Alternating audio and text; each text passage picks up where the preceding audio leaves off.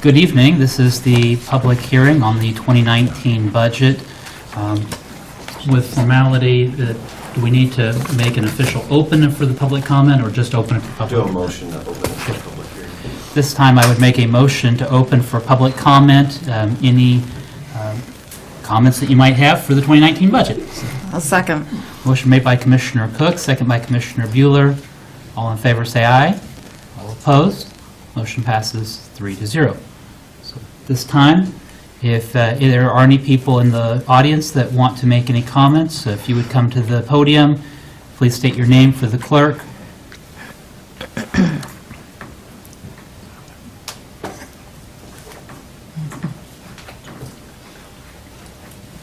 My name is Bobby Walker.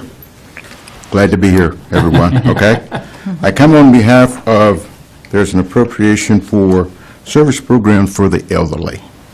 I'm a part of the Shawnee County Advisory Council on Aging, and some of those funds will get distributed to lots of different agencies here in Topeka, and I just want to say thank you because those people need the help. On their behalf, I thank you. Thank you. Thank you, Thank you, Mr. Bobby. Bobby.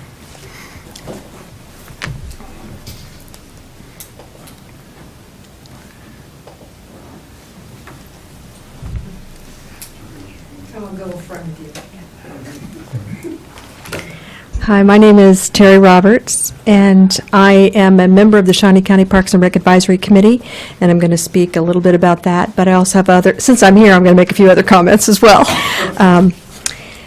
First is our budget request of 14,556. As you know, we at the advisory committee, we review what's being requested, and we talk with John about what our thoughts are about, the breadth of it and the services that are provided, and what we think needs to be improved, and what may need to be let go, and where we're at on that. And I just want you to know that when we've had this discussion, we are very supportive of our budget request. I know it hasn't gotten lost on you that we still have some concerns about our deferred maintenance going on in our parks and recreational services, but we do feel like this benefits all of our county citizens, city as well as outside the city, and we're very appreciative of whatever funding level you see fit to give them. They have made, we think, an appropriate request, from the advisory committee's perspective. The second thing I wanted to talk about is the mental health Vallejo appropriation. They had requested $2.5 million, which I know is quite a bit of a bump. Our country is experiencing really two phenomena of healthcare issues that it's been a little bit difficult to get our arms around as health professionals and as society. The first one, of course, is addictions. I will tell you that we're not experiencing what we call the opiate, I call it the pain crisis, because opiates were prescribed for pain. We're in the bottom five states in the country in terms of our opiate-related deaths, but we still have addiction issues with alcohol. Our real main issue is meth, and I know that sometimes drives all of some of our violence, some of our robberies, and some of the people out there doing things they shouldn't be doing, violent crimes. So addictions is one, and I would hope that Bill and Vallejo and all of those and the health professionals in the community we'll be talking about what we can do to identify addictions and try to get people the help that they need, the services that they need. The second that we have going on in our country, and it's kind of a sad phenomena, we've had three big name in our world commit suicide. We have a suicide crisis, not only among adults, but among youth, and we have higher numbers in our own county of youth deaths by suicide. Oftentimes, those youth deaths by suicide, you don't really hear much about it because they're youth, they're juveniles, it's not something that they put out there. I actually have high school students who work for me at our offices, 5 of them, and I will tell you, because of social media, they always know when there's been, a suicide, and they kind of know a little bit about it. Not everybody knows much about it, but they know enough to know that there was a death of one of their own. So I do think that that whole crisis focus, I'm hoping that Bill, if he did get this funding, that two of those issues, addictions and crisis housing for people either in addictive or suicidal precautions, would be somewhat of a focus for that. And I certainly, as a citizen, as a registered nurse, as someone who knows about those in the country. And I was just telling Bill that in my current role, I run a national specialty nursing association, and so I get voluminous amounts of information on healthcare every day, from CDC down to HHS, CMS, whatever.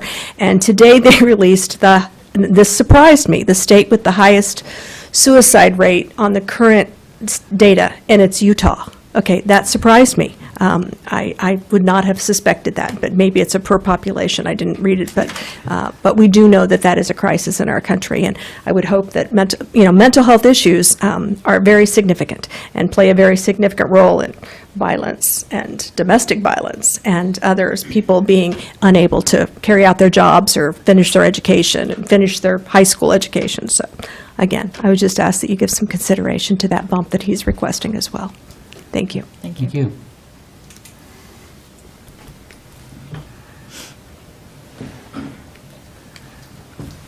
Good evening, Commissioners. I too am on the Parks and Rec Advisory, and I'm also co-chair of PLACE with Momentum 2022, and a co-chair of the East Peaks Task Force, same body. And I'm giving you those because I'm saying that so you'll know how much interaction I have with the public. I have a lot, maybe not as much as yourselves, but I get a lot of feedback about Parks and Rec. But before I begin on Parks and Rec, I want to say I agree with Terry about the mental health request and Vallejo.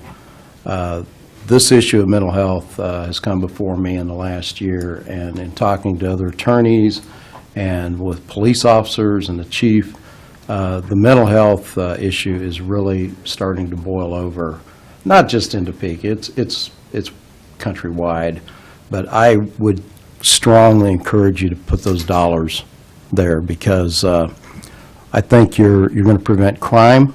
I think you're going to prevent a lot of tragedy, and I think that the public is just not aware how much interaction the police and the sheriff's department and other professionals are having with some very disturbed individuals in this community, and we've got to get them some help.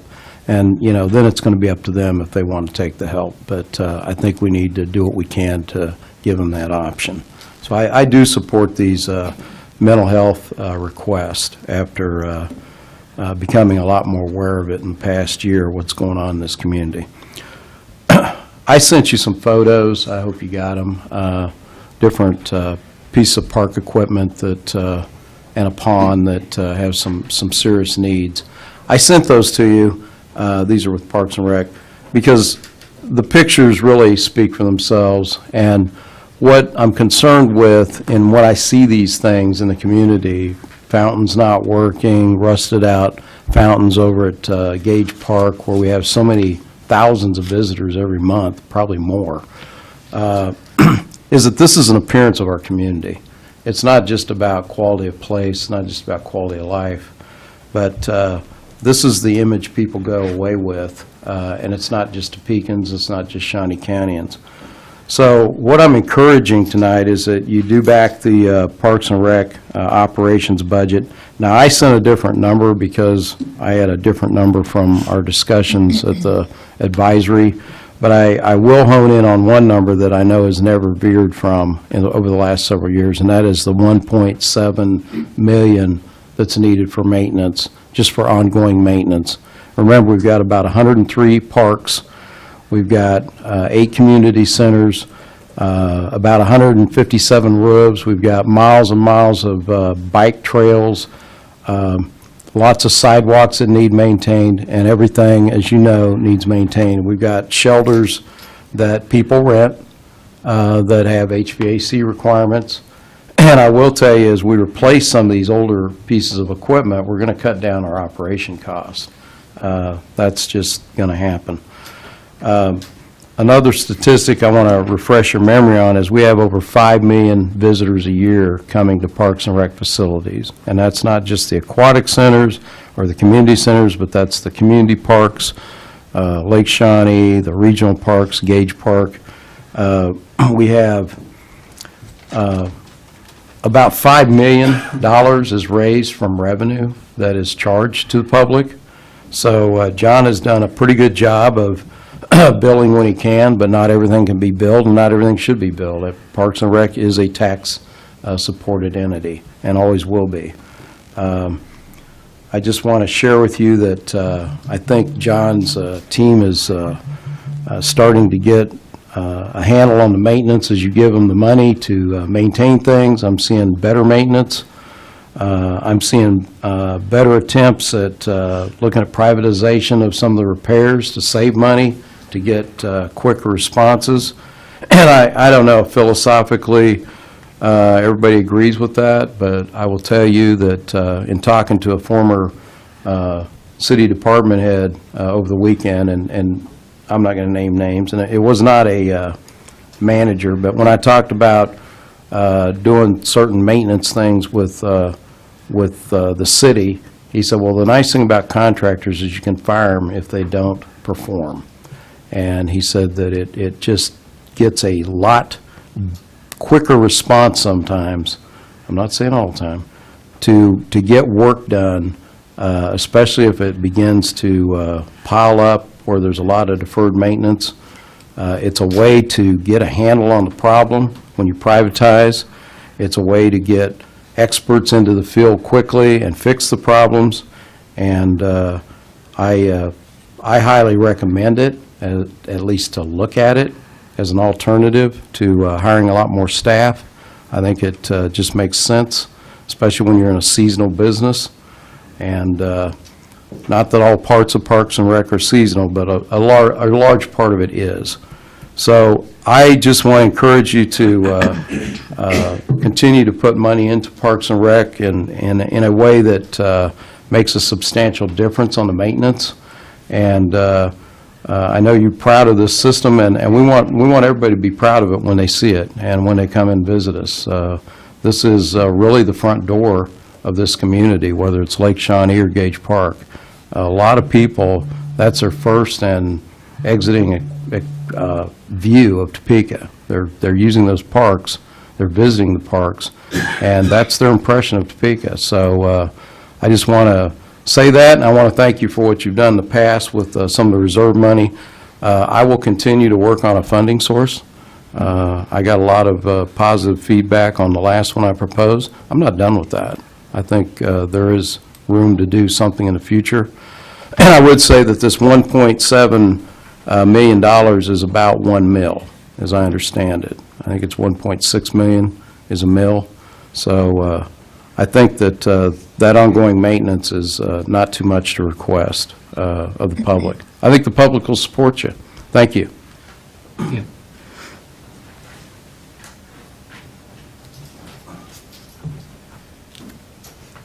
Sorry I was late.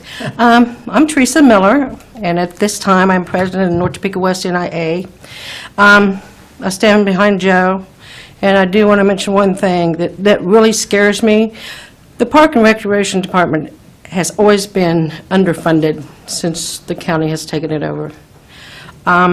With the empowerment grants and the SORT grants from our NIAs not being allowed to be used in your parks anymore, a lot of that funding, if you take, for instance, McKinley Park, a lot of that equipment, the new stuff and that, was all put in by empowerment grants or the SORT funding money, which we won't go there. But a lot of that was put in with the grants from the city. That will no longer happen. So you're going to have to take in consideration that your Park and Recs department will not be getting any of that funding anymore that we've been putting play equipment and all those things in the park. So that's going to be lesser money they're going to receive to help maintain or put new things in the park. So I want you to take that also in consideration. Other than that, I stand behind Joe and what he has to say. Thank you. Thank you, Teresa. Teresa.